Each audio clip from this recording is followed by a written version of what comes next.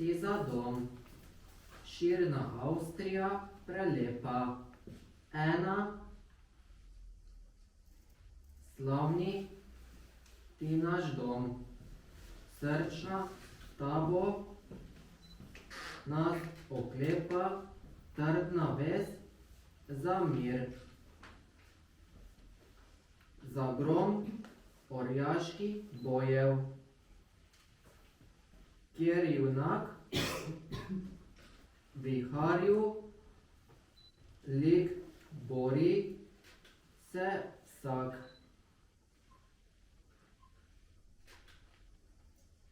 Oče, bratje, s puško v roki, jaz soza sovražnika. Ne predro krvi potoki, ogenj ga ne vžge pekla. Ponosno kličemo junak. O, Avstrija, je tvoj vojak. Sveti boj za očetnjavo. Ozko sklenjeni mirok, jaki bimo v srečo pravo. Iskra četa nas otrok, le vzemi vse kot junak osrečil dom bo otrok vsak.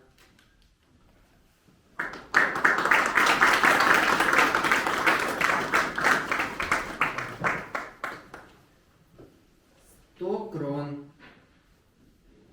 Vojaki so na straži, čuvajo naš rod in dom, ni, srce je pogumno, zemljo stresa pok in grom, bom, bom, boriti jaz se s puško, za sabljico še žal ne znam. Podam pa domovini Avstrija, rad, kar imam, bim bam, glej, svesto bije srce v prsi, Miko čisti bron. Srce je vedno tvoje, tvoje tudi, kar kliče zvon, 100 kron.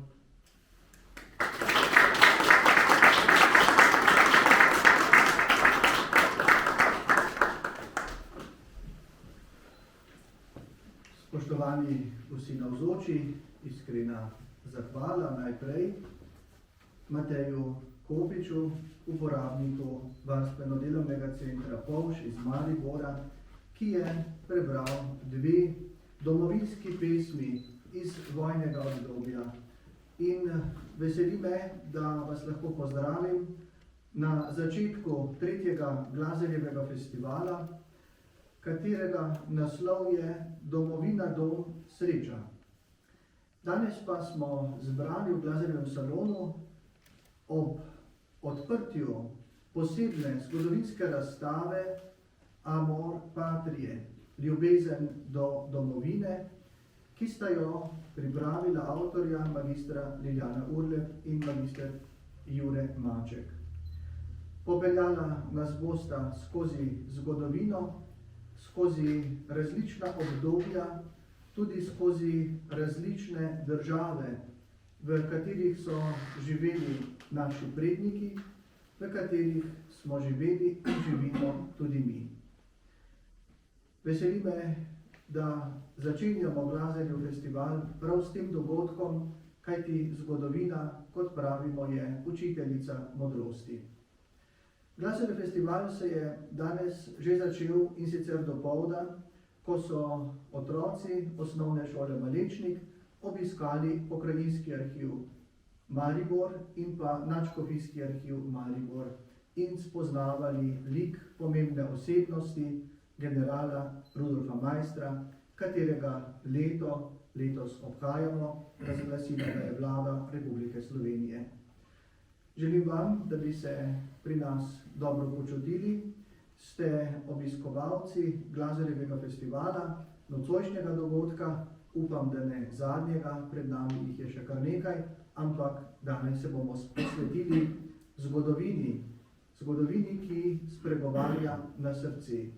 In dovolite, da v naši sredi pozdravim tudi direktorico Pokrajinskega arhiva Maribor, magistro Nino Gostenčnik, ki jo sedaj tudi vabim k besedi. Izvolite.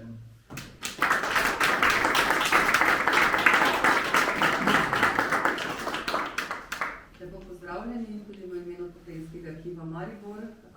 Zelo smo veseli in ponosni, da dejansko že od začetka Glazerjevega festivala sodelujemo in smo seveda veseli, da so nas tudi povabili k sodelovanju pri prvem, drugem, tretjem in upam, da še pri vseh naslednjih, pri katerih lahko nekaj prispevamo. Kot zgodovinske inštitucije, ki hranimo pomembno kulturno dediščino, smo seveda zelo ponosni, da lahko to, kar hranimo, nekako v enih tematskih zaokroženih sklopih predstavimo tudi širši javnosti in tako smo letos seveda sodelovali na Glazerjevem festivalu skupaj z Nadškofijskim arhivom Maribor pri pripravi razstave ter pri pripravi učnih delavnic, ki so jih naši sodelavci izpeljali danes dopoldan. Tako da jaz verjamem, da boste uživali oziroma se seznanili z mnogimi arhivskimi dokumenti, ki jih drugače ne bi videli, tako da kar pozornosti jih oglejte. Saj veste, arhivsko gradivo sicer ni skrito, je pa vedno v naših arhivskih skladiščih in ni vedno seveda na ogled, tako da takšne priložnosti so vedno zelo dobrodošle. Najlepša hvala še enkrat za povabilo, najlepša hvala sodelavcem za pripravo razstave, tudi tistim, ki jih danes ni tukaj. In želim vam lep večer in še cel preostanek Glazerjevega festivala.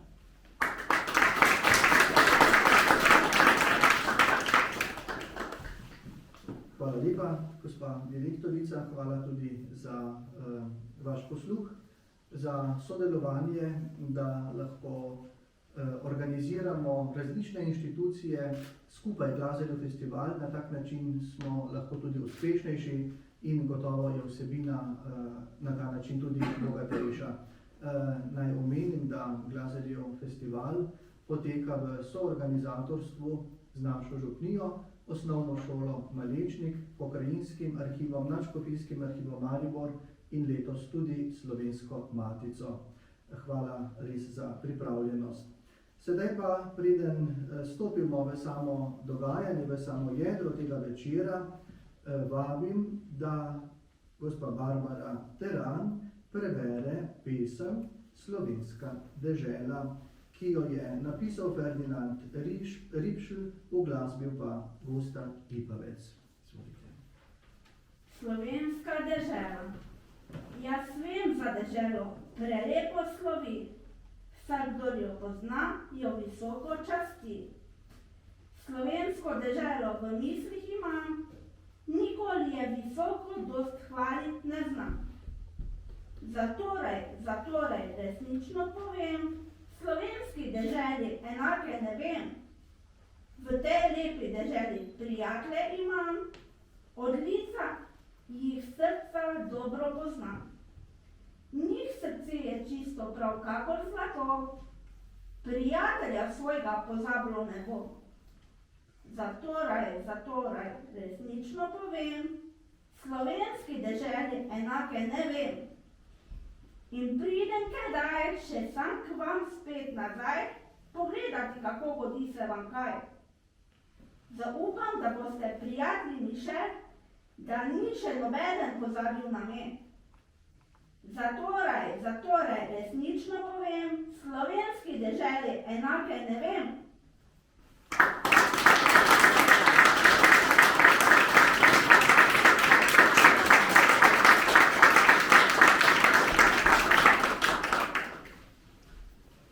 Hvala lepa.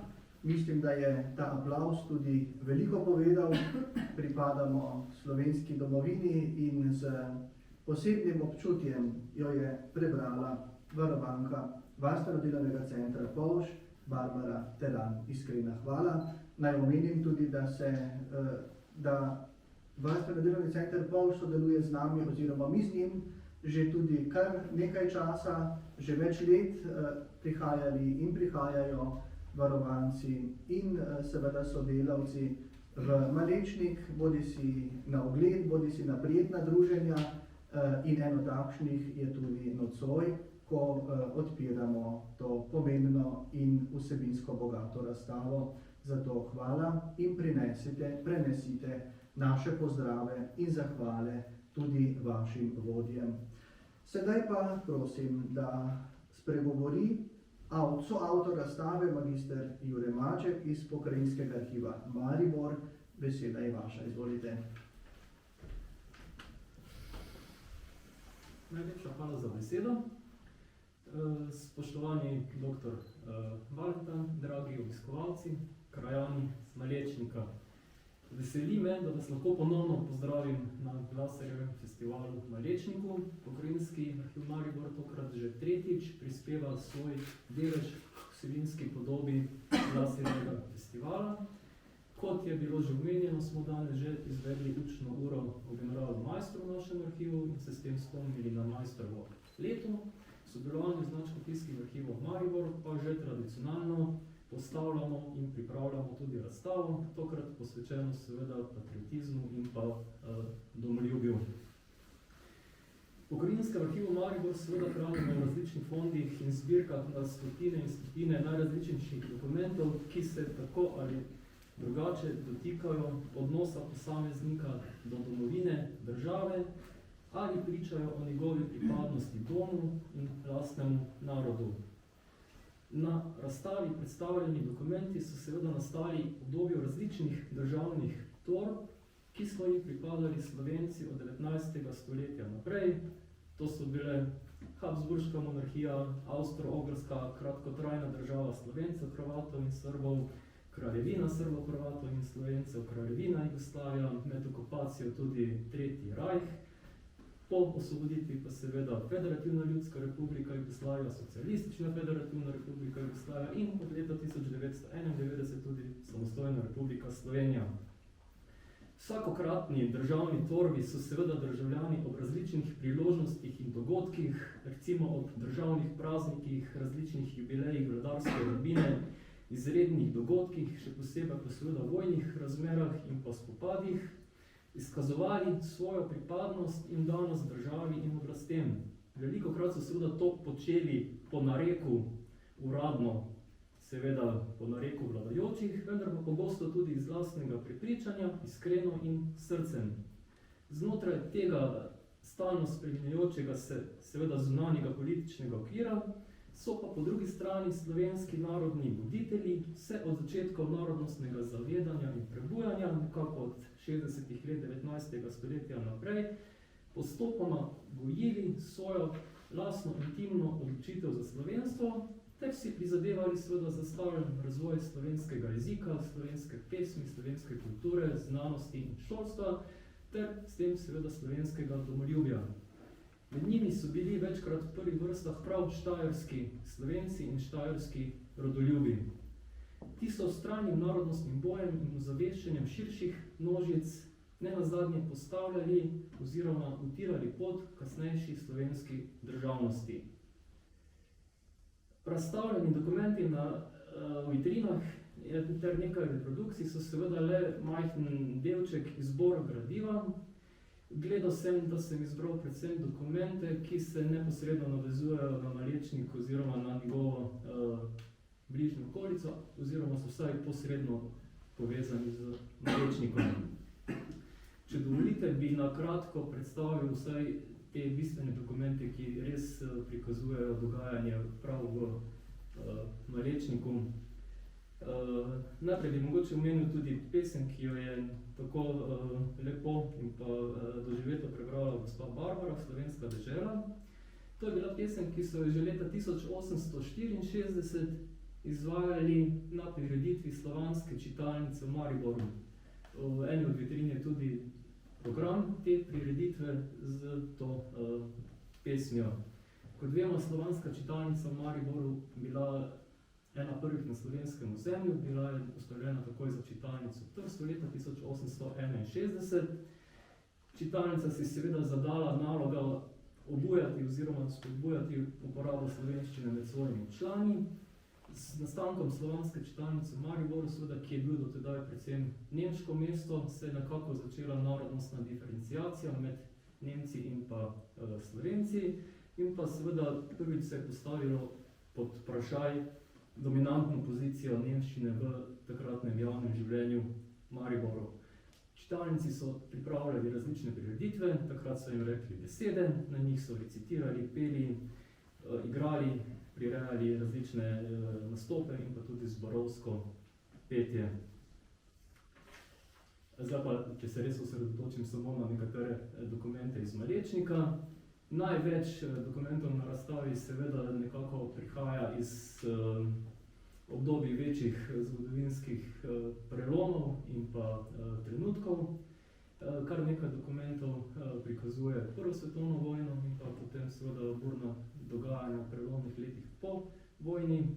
Del dokumentov se seveda nanaša tudi na društveno življenje, del pa tudi na dogajanje v obeh malečniških šolah, se pravi na zasebni dekliški ljudski šoli, šolskih sester in pa tudi na deški šoli. Iz razstavljenih dokumentov lahko vidimo, da kar nekaj Malečničanov sodelovalo seveda v Prvi svetovni vojni, tako imenovani veliki vojni. Nekaj jih je tudi dalo seveda svoje življenje za domovino. Tako iz dokumenta, ki je sicer nastal nekoliko kasneje, sodnega spisa, ugotovimo, da je Malečničan Janez Weber, viničar, delavec, bil pogrešan od leta 1915, ko naj bi z Sočeto utonil pri prečkanju reke Soče pri Monfalconeju, to je danes v Italiji, pri slovenskem Tržiču. V eni vitrini tudi fotografija Malečničana Janeza Bangerla v vojaški uniformi. Zanimivi so dokumenti, ki kažejo na domoljubno gibanje v času Prve svetovne vojne. Namreč dekleta, žene iz Malečnika so množično podpisovale tako imenovano Majniško deklaracijo. To je bila deklaracija, ki so v Dunajskem parlamentu sprejeli predstavniki oziroma poslanci Jugoslovanskega kluba in s katero so seveda zahtevali posebno avtonomno enoto za Srbe, Hrvate in Slovence iz Avstro-Ogrske. Deklaracijo so, kot sem rekel, množično podpisovali v različnih krajih, tudi v Malečniku. Ena izmed najbolj agilnih sil je bila kasnejša učiteljica v Malečniku, Josipina Kirar, ki je bila pravzaprav pobudnica podpisa deklaracije v Šentilju, kjer je takrat tudi poučevala. Iz konca Prve svetovne vojne oziroma iz teh začetka prevratnih dogodkov ob razpadu Avstro-Ogrske imamo dokument, poročilo župnika Mateja Štrakla, ki ga verjetno vsi dobro poznate. Ta je poročal Narodnemu svetu za Štajersko v Mariboru, kakšna je politična pripadnost takratnega občinskega sveta. Po njegovem mnenju so bili vsi narodno zanesljivi. Potem imamo tudi iz začetka novembra, ko je že Avstro-Ogrska država dejansko razpadla, obvestilo o izvolitvi krajevnega narodnega sveta v Malečniku. Tega so na velikem ljudskem zborovanju izvolili Malečničani. V svetu so bili Franc Verlič kot načelnik, odbornik Franc Vračko ter tudi učitelj Rudi Mencin. Izvoljenih je bilo tudi več zaupnikov narodnega sveta, med njimi je bil tudi seveda župnik Matej Štrakl. Zanimivo pa je, da so Malečničani se udeleževali tudi bojev za severno mejo kot majstrovi prostovoljci. V vitrini predstavljam dokument, v katerem Franjo Mir iz Malečnika prosi direktno generala Maistra za priznanje dobrovoljstva v takratni Maistrovi vojski, oziroma kasneje jugoslovanski, naj bi služil že od 1. novembra 18 pa vse do leta 1920. Začetek 30-ih let oziroma leto 1934, ko vemo, so bila to zelo burna leta. Leta 1933 je bil Malečničan Rudolf Škamlec ovaden zaradi razširjanja protidržavnih letakov. Namreč na Malečniško cerkev in pa na cerkev Celestrini je obesil letake Slovenske deklaracije in pa letak v podporo Antonu Korošcu. Slovenska deklaracija, kot jo imenujemo tudi slovenska konfrontacija, vemo, je bila izjava takrat že prepovedane Slovenske ljudske stranke, v kateri so nastopili proti jugoslovanskemu centralizmu in pa unitarizmu. Seveda so jugoslovanske oblasti takšno objavo oziroma deklaracijo strogo preganjale in zato tudi ovadile Rudolfa Škamleca, ki jo je razširjal. Zdaj pa nekaj dokumentov, ki so povezani na samo šolsko delo oziroma šolo. Leta 1934, kot sem omenil, sta se dogodila dva izredna dogodka. Najprej julija 1934 je umrl general Maister. Tukaj imamo tudi en dokument oziroma fotografijo velikega pogreba v Mariboru. To je bila veličastna manifestacija. Na sami poti od glavnega trga do pogreškega pokopališča naj bi žalni sprevod spremljalo več kot 25.000 Mariborčanov in pa seveda okoličanov. V teh napetih razmerah se je dogodil tudi, oziroma je nastal zapisnik nadzorovalne konference na dekliški šoli v Malečniku oziroma Svetem Petru. Šolski nadzornik je zanimivo priporočal učiteljem poleg vzgoje ljubezni do bližnjega, do Boga in narave, tudi vzgojo državnega in nacionalnega čuta. Kot je napisal, saj dobro vemo, koliko nevarnosti preti naši domovini od sosednjih držav, narodov, ki hlepijo po njej čim dalje bolj. Zato je potrebno tudi mladini gojiti in utrjevati ta čut. Na šoli seveda v Malečniku so delovale tudi različne narodno-obrambne organizacije oziroma društva. Tako je na dekliški šoli deloval podmladek narodno-obrambne organizacije Jadranska straža. Jadranska straža je bila seveda ustanovljena z namenom širjenja zavesti o pomenu Jadranskega morja in Primorja, ki so ga takrat, vemo, po prvi svetovni vojni zasedali Italijani. Oktobra je 1934 je bil seveda izvršen tudi atentat in uboj kralja Aleksandra v Marseju. V tem dogodku so seveda šolski kroniki to tudi zabeležili. Ob tem so seveda napisali tudi to zadnjo željo, ki naj bi jo tik pred smrtjo izrekel Aleksandr: čuvajte Jugoslavijo. V istem času seveda so tudi v Mariboru potekale komemoracije. Tukaj je nekje razstavljena tudi fotografija velikega osvetljenega napisa na rotožu: čuvajte, čuvajmo Jugoslavijo. Seveda pa z začetkom druge svetovne vojne se začne ponovno razborljivo tragično obdobje. Po okupaciji so seveda Nemci načrtovali hitro in popolno raznorodovanje. Začeli so najprej z izseljevanjem zavednih Slovencev. Najprej so seveda izgnali izobražence, zdravnike, učitelje, duhovnike, pravnike. Zbirali so jih v posebnih zbirnih taboriščih, odkoder so jih nato seveda uvozili Srbijo, Hrvaško, kasneje tudi Nemčijo. Na seznamu predvidenih za izselitev se je znašel julija 1941 tudi malečniški župnik oziroma župnik pri Svetem Petru Alojzij Žalar. Tam je tudi en dokument, kjer je uradno navedeno tudi njegovo ime, ker je pač bil predviden za izselitev. Seveda so ob okupaciji okupatorji ukinili tudi vsa slovenska prosvetna, kulturna in pa narodno obrambna društva. Tako je bila ukinjena Zveza fantovskih odsekov oziroma fantovski odsek v Malečniku.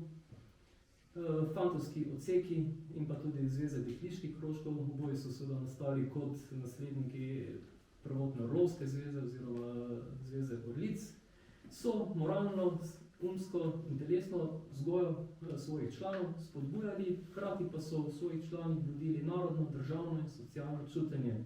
Zanimivo, da fantovska uniforma je bila pa celoti planinski poudarek, je imela dejansko kot planinska uniforma. Nekaj malega smo prikazali tudi dokumentov iz nove Jugoslavije oziroma po osvoboditvi leta 1945. Na eni fotografiji je denimo prihod Tita v Maribor. V tem dogodku so ljudje množično skrikali maršalu Titu, prijateljstvu Sovjetsko zvezo in tako naprej. In pa seveda tudi pozivi na različna množična zborovanja.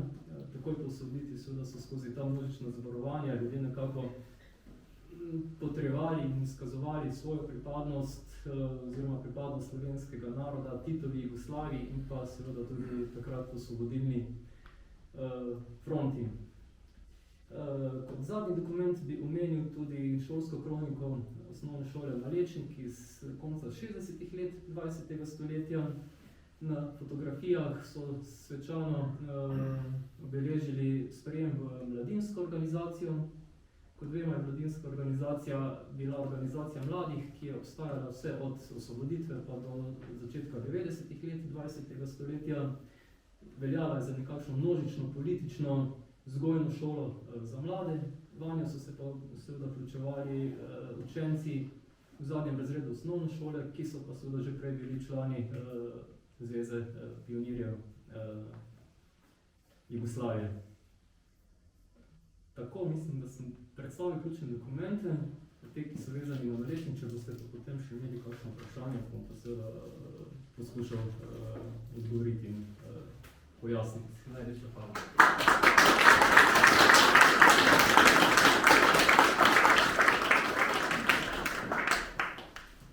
Hvala lepa magistru Juretu Mačku za njegovo poročilo, za njegovo pojasnilo, za razlago tega, kar bomo lahko videli v galerijskih vitrinah, potem, ko bomo predstavo odprli.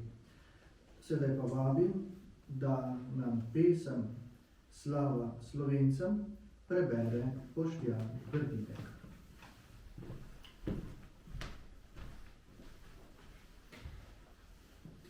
Slava Slovencem. Naj viharja moč razhaja, hraste cepi skale taja. Pahe zemlje naj zdrovi, vendar kakor siva skala, sred viharja trdna stala, večno bo Slovencev čast. Naj se ves svet zoperstavi narodu pravice davi, in kovati ga želi, slave zore bo svetila, zlo verige razdrobila, večna bo Slovencev čast. Naj mrtvaški strup jezika, nas srdito v srce pika, naj le slavo govori, zeti nam ne more slave, ne utajiti bistre glave, večna bo Slovencev čast. Kadar bliska mek morije, bojo krivi naš kalije, kakor hrast Sloven stoji, za očetovstvo se daje, so nevarno zaničuje, večna je Slovencev čast. Zato mi Slovenije sini, zvesti svoji domovini, eno srce bodimo, če nam čast je ljubezen mati in osloga nas pobrati, večna bo Slovencev čast.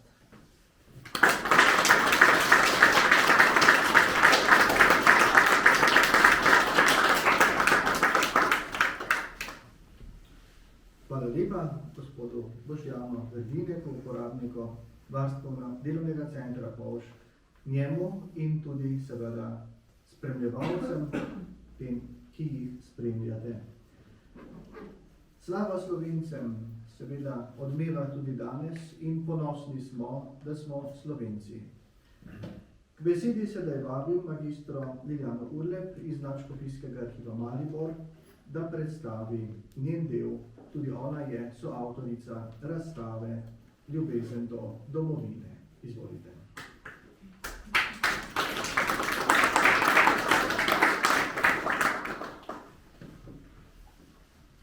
Nocoj je bilo povedanih že veliko lepih besed. Dovolite mi najprej, da se pridružim besedam svojih predhodnikov in vas vse skupaj lepo pozdravim.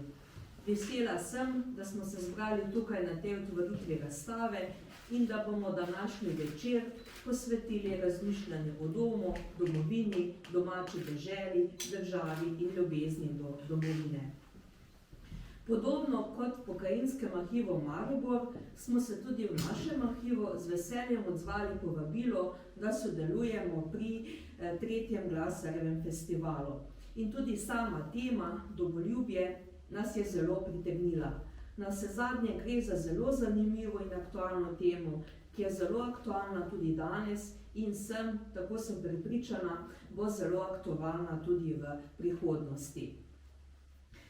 Tako kot v Pokrajinskem arhivu, tudi pri nas hranimo precej gradiva, ki se nanaša na temo domoljubja, oziroma kako so naši predniki skozi stoletja čutili in izražali ljubezen do domovine v konkretnih družbenih političnih okoliščinah oziroma državah oziroma deželah, v katere smo takrat spadali. Pa naj si je bilo to bolj na normativnem oziroma na želenem nivoju ali pa je šlo po drugi strani za resnična občutanja posameznikov, ki pa so lahko bila bolj ali manj pristna. Kar se tiče prostora in časa, ki smo ga namenili za to razstavo, naj vam povem, da dokumenti, ki smo jih razstavili, izvirajo nekje iz novega veka do sredine 20. stoletja. Pri prostoru pa smo se želeli osredotočiti predvsem na Malečnik, vendar zaradi pomankanja dokumentov, predvsem za starejše obdobja, to ni bilo zmeraj mogoče. Sedaj pa bom na kratko predstavila dokumente, ki so tukaj na razstavi in preko njih se kaže neka zgodba domovine, odnosa do domovine oziroma ljubezni do domovine. Najstarejši dokumenti, ki jih hranimo tukaj v arhivu in ki so tudi tukaj predstavljajo, izvirajo iz obdobja novega veka, predvsem 18. stoletja. V tem času so oblasti, tako civilne kot cerkvene, večkrat pozivale ljudi, naj molijo za državo, predvsem vladarsko družino, vladarje za njihovo srečno življenje, vojaške zmage in podobno. V teh dokumentih se lahko naletimo na ljubezen do domovine, kot tudi na podobo vladarja oziroma vladarice kot personifikacijo države oziroma domovine. Tako si lahko ogledate več dokumentov iz sredine 18. stoletja, ki kažejo, kako so naši predniki v svoje molitve redno vključevali molitve za takratno vladarico Marijo Terezijo in njenega moža. To se je dogajalo zelo redno in zelo pogosto. Še starejši dokument, ki si ga lahko pogledate, je pa iz leta 1716, to se pravi je iz obdobja avstrijsko-turške vojske. Po uspešni bitki pri Petrovaradinu so namreč po tem nadaljevanju še avstrijske oziroma cesarske čete so osvojile tudi Beograd in po tej zmagi pri Petrovaradinu so potem to zmago praznovali po celem cesarstvu. Tako je takratni lavantinski škof recimo ukazal, naj se zmaga obeleži oziroma praznuje z slovesnimi zahvalnimi mašami po vseh cerkvah. To se pravi, že iz 18. stoletja iz teh dokumentov se kaže ljubezen do države, vladarske dinastije in pa seveda se v teh dokumentih že kaže podoba vladarja oziroma vladarice kot deželnega očeta oziroma deželne matere. Podobno je bilo tudi v 19. stoletju. tem oziru velja omeniti velikega Antona Martina Slomška, lavantinskega škofa, čigar zasluge tako za narod kot za zgodovino cerkve so nedvomno zelo velike. Anton Martin Slomšek je v svojih delih, pritikah, spisih večkrat poudaril ljubezen do domovine, bodisi dežele, v kateri smo bili rojeni, države, poudarjal ljubezen do vladarske družine in večkrat potegnil vzporednico med našo zemeljsko domovino in pa našo nebeško domovino.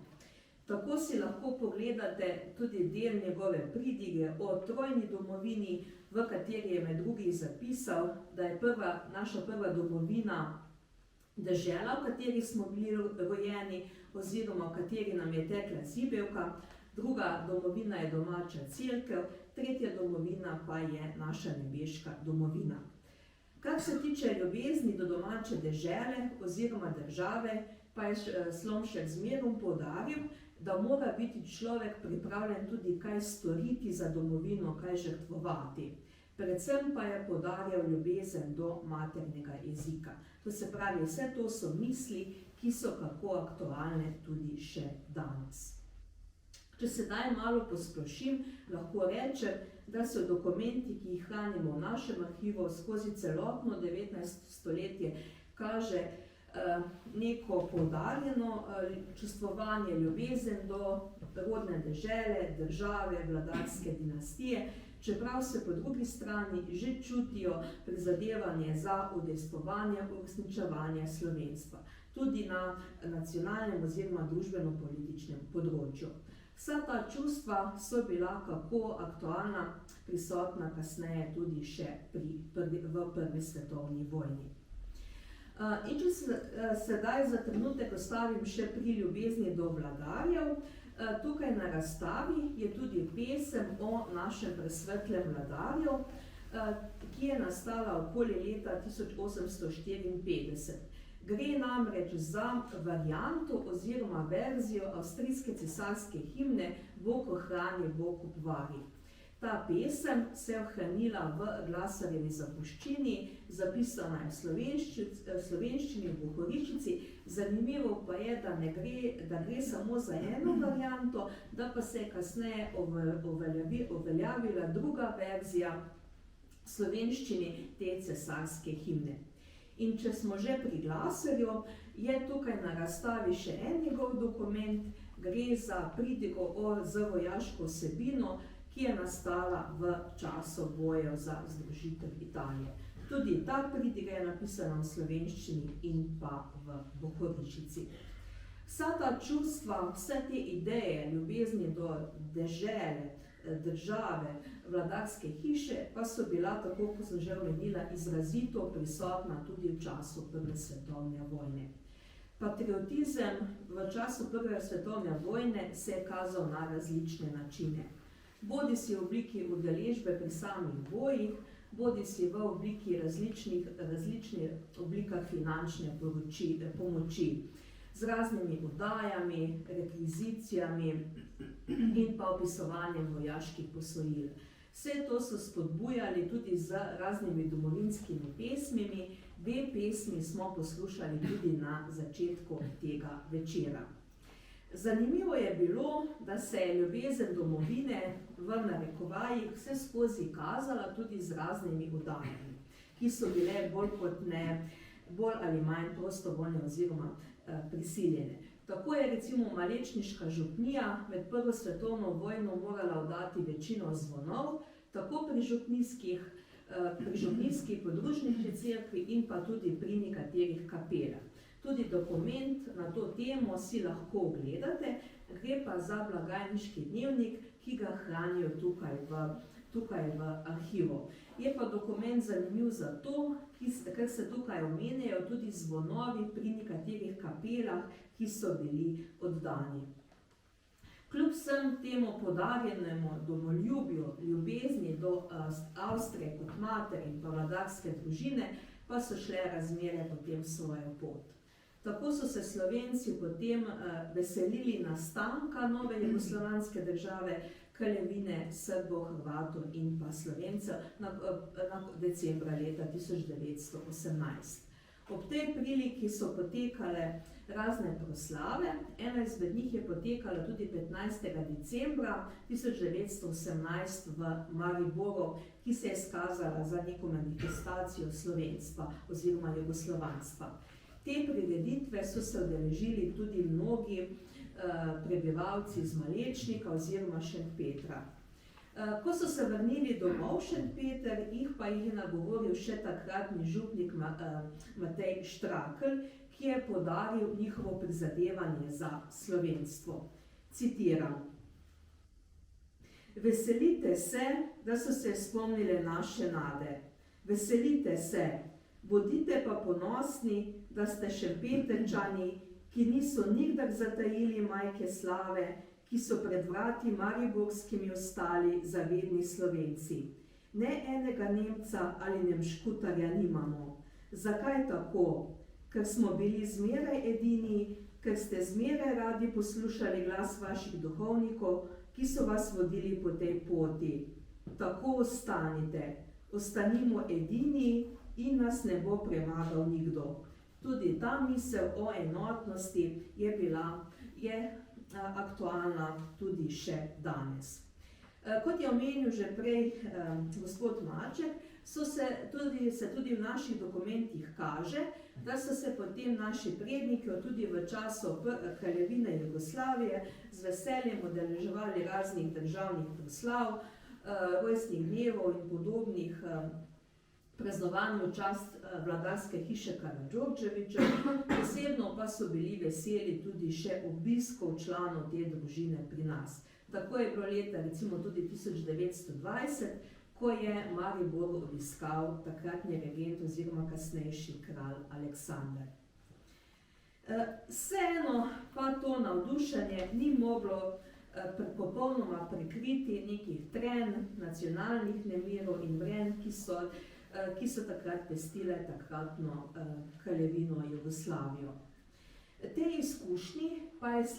Temu pa je sledila bridka izkušnja druge svetovne vojne in pa po njej nastanka nove države.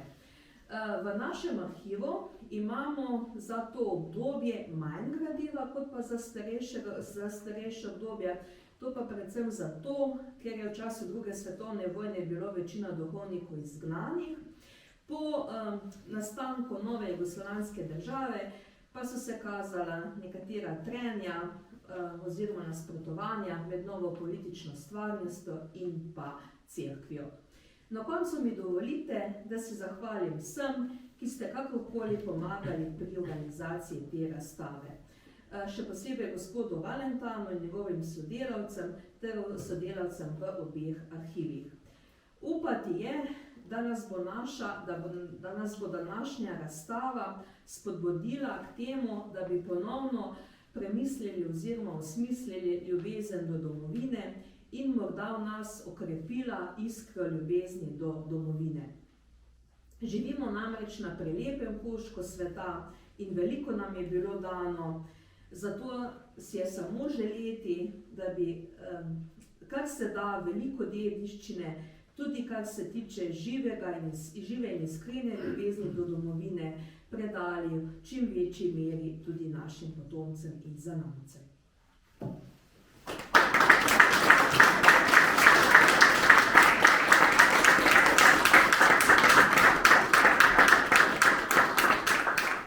Hvala lepa tudi magistri Julijani Urlep iz Nadškofijskega arhiva Maribor za njeno predstavitev.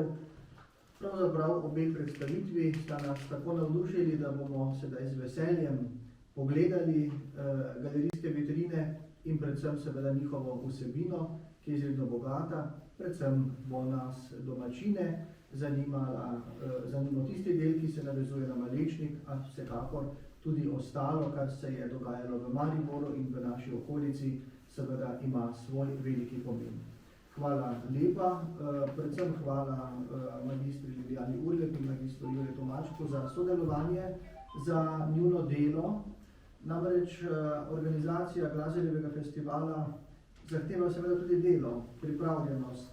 Poleg svojega rednega dela sta dobila dovoljenje predstojnikov, da sodelujete tudi na našem festivalu in kako je povedala direktorica, magistra Nina Gostenčnik, lahko pričakujemo to tudi v prihodnje, česar smo še posebej veseli, kajti zremo optimistično v prihodnost, kar smo tudi danes že slišali.